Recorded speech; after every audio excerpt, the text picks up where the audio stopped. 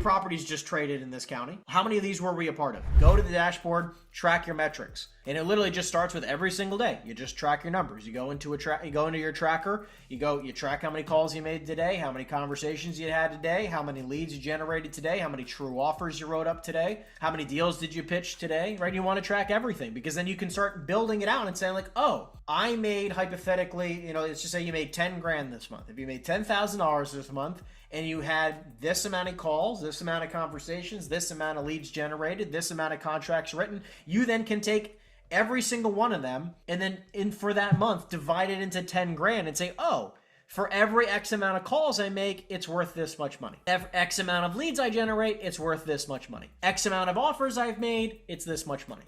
Right? So you can start building an average. This is why we say track your metrics. It's so freaking important. Right? And everyone, kind of lays, so a lot of people, shocker, right, don't track their numbers. And then they're like, I wonder why I'm not on track for my goals, right? And it starts with tracking your metrics. Because then again, think about it. If you had a year's worth of data, you made 100 grand in that year, you made $100,000. And now you can look back at all the metrics, all the calls you made, all the conversations you had, all the leads you generated, and you can divide it into $100,000. And then you can literally see what every single lead is worth. That way, if you go, hey, I want to now make $250,000. You go, okay, if you can translate each one of these metrics into a certain dollar figure, you then can take 250 and divide it into your metric. It's that simplistic. And now it's like, okay, well, let's just say you generated 400 leads. Okay, you generated 400 leads and you made $100,000. That means each lead is worth $25, $250. So every lead you generated, if you made $100,000 and you generated 400 leads, it's worth $250 per lead. $100,000. This is all you're going to do, right? You take your amount of income that you made. Let's say you made $100,000. You're going to divide that into 400 leads you generated. Every single lead is worth $250. Now it's like you take that average of $250. Okay, you take the $250. What's going to happen now is that you can say like, okay, if I want to make 250 grand, you can literally just take 250,000. Divide by the $250, right? That means you now got to generate 1,000 leads, right? You got to generate 1,000 leads. Now, here's the coolest part. No one ever said you had to generate all 1,000 leads, right? So maybe you can build a team. Maybe instead of just cold calling, you can also work on referral strategies. Maybe instead of, hypothetically cold calling for, let's just say those 400 leads, right? If you do the math real quick, 400 leads divided into, say, 400 leads divided by 12 months, it means you're generating on average 33 leads a month. And let's just say on average you cold called for 3 hours a day. 3 hours a day got you the 33 leads a month. Well, now you can say like, okay, well, if I need to generate 1,000 leads a year to make 250 grand, well, here's the cool part. A couple things you kind of look into specific metrics. Number one, what was your average price point, right? So if you're prospecting an average price point of, let's just say $1 million, right? Every deal, let's say you closed 4 deals at $1 million, right? $1 million, let's say times 2.5% commission is $25,000. 25 times 4 is $100,000. Okay, that's a quick way to do it. Now it's like, okay, I want to make 250 grand. Well, if they're all the same exact price, if you just keep selling $1 million properties, you might have to generate more leads, right? Like obviously you're gonna have to generate more leads, but if you can also start prospecting $4 million, $5 million, $8 million, $10 million deals, where like, let's just say, to make $250,000 divided into 2.5% commission, you have to sell $10 million worth of property. That might be one deal in commercial. It just depends on what kinds of, price ranges you're prospecting. So this is why I like to say, hey, take this weekend. It's almost the end of Q2, so you're going to have, a 6 full months worth of data nearly. And you're going to just divide out all your numbers, figure out your numbers. Come to next week's training and the weeks following training with your numbers. I want to know how much your calls are worth, how much your conversations worth, how much your leads worth. And again, if you would like to make more money, either increase the metrics, basically do more of what you're doing. It means spending more hours on things that'll actually make you money, right? 2, pull a better lead list, right? So instead of pulling lead lists where your average deal is $1 million, or 500,000 or 300,000, you start doing deals that are much larger. It drastically increase your price points. I have people on here where your average deal size is like 300, maybe 350, maybe $500,000. And then there are some people on here where your average sales price is $3 million.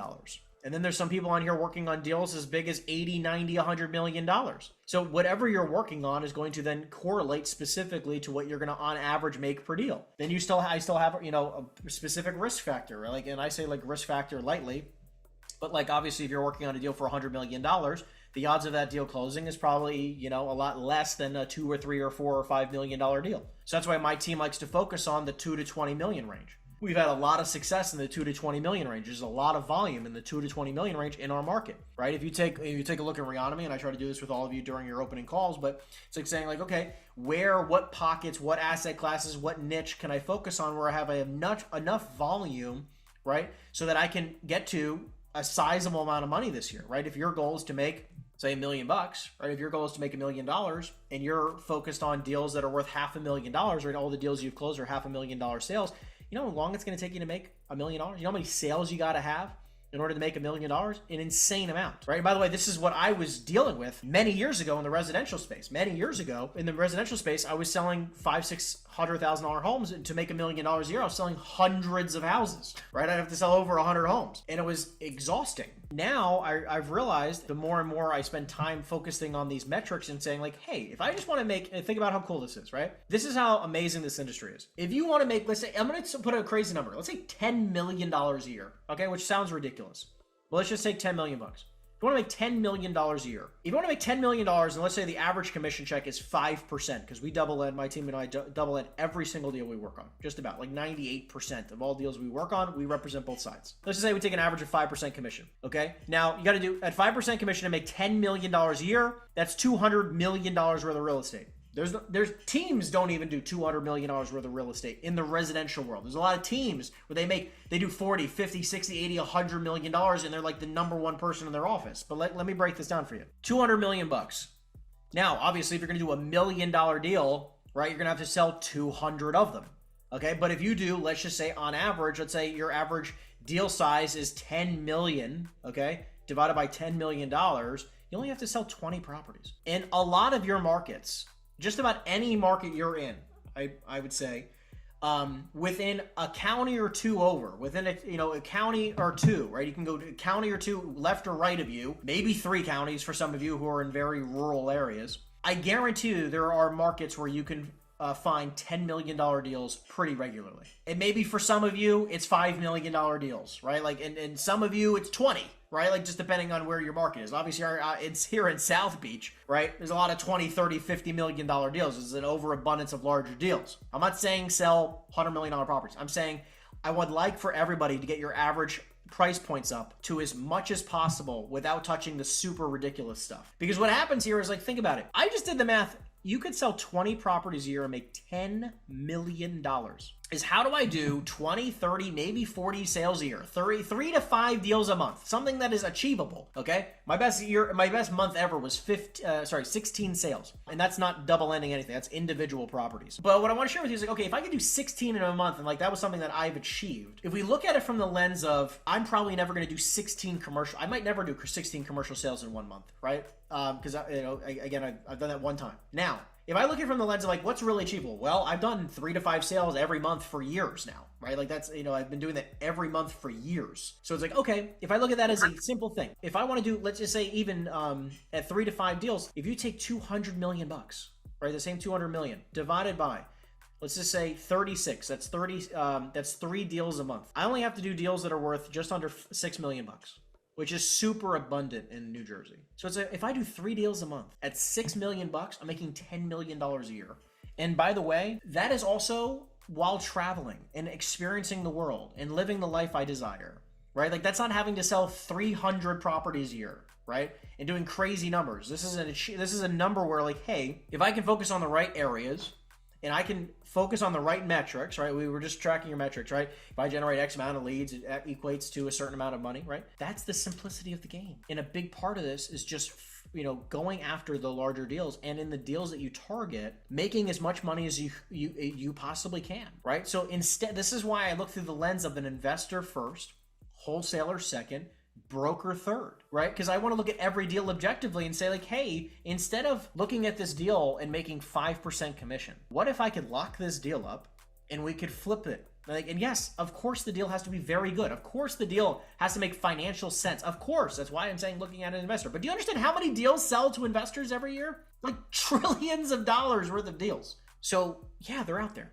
And you just got to find them. So it's like when I look at a deal and I say, hey, this is why I present slightly lower numbers than the average broker, right? Because instead I work as an investor first. So you look at a deal and you go, hey, like John had a great conversation today, right? He had a great conversation with this guy. 22,000 square foot warehouse in Florida. Guy wants $3.5 million. Net's about $175,000. So it's a very low cap rate deal. The price per square foot's also pretty high. Okay, great. So what we're gonna do is we're gonna find out where it's not crazy high, and we're gonna offer him that number. Anyways, for that deal, it's like I might only offer $2 million. I'll offer the guy $2 million with 30% down. I'll offer him 600 grand down, or even 500 grand down. I'll offer him 500 grand down, then he'll hold a note for 4% interest only for 5 years. And guess what? If he were to accept that, it would be a freaking home run. He might not accept it, and that's totally okay. And if he doesn't, you can then move it and pivot and constantly pivot into the next category. In this situation, this guy, right, he wants market value. So maybe, we end up pitching a listing because that might be the clearest path to success in this situation. But at the same time, we know, because we just ran the numbers previously, that property is probably not worth, the guy wants $3.5 million. It's not worth $3.5 million. No one's paying a 4.5 cap in Port St. Lucie, right? It's just not happening right now, especially with interest rates the way they are, the whole nine. So it's like, okay, well, if that is the case, where are properties trading, and how can we get him to see that? If he doesn't want to sell it for a great price, he doesn't want to list the property for sale, what is he telling you? He's not a seller. Not a freaking seller. And then we move to a buyer conversation, and then guess what? If he's interested in these types of properties, we get more information from him, and we can even see what properties he's bought in the past. What was the last property he bought? We'll do the research. We can see exactly what he paid for it. And say, if I found you another property similar to X, would you consider buying it, right? See if he's a buyer. But this is what so many people go like, oh, well, I got this one lead, $3.5 million. A guy wants a 4.5 cap, and they spent all day long trying to sell this lead. When in reality, if he doesn't want to sell it for a price that would cause the property to sell, just like in the residential business, this is why it blows my freaking mind in commercial. It's like in the residential business, you speak to somebody, let's say, I'm just going to remove a zero. Say you speak to somebody and they have a house and market value's 180,000 to 200,000 and they want to list it for 350 grand. You go, this guy's a nut job. Clearly doesn't want to sell it, right? Like, just being completely blunt, does not want to sell it. It's just clearly, because if they did, they would look at market value and they would probably end up selling for market value, right? So it's like, okay, then why in the commercial world is it any different? Why do we look at every single lead like, oh my God, my prayers have been answered? It's like, guys, a lot of these sellers don't want to sell, and that's totally okay. Find the ones that do. If you look at any freaking area right now, I look at this all the time just to piss myself off, and I show my team all the time, which is literally like, how many properties just traded in this county? How many properties just traded in the last 90 days, the last 12 months in this county or in this state?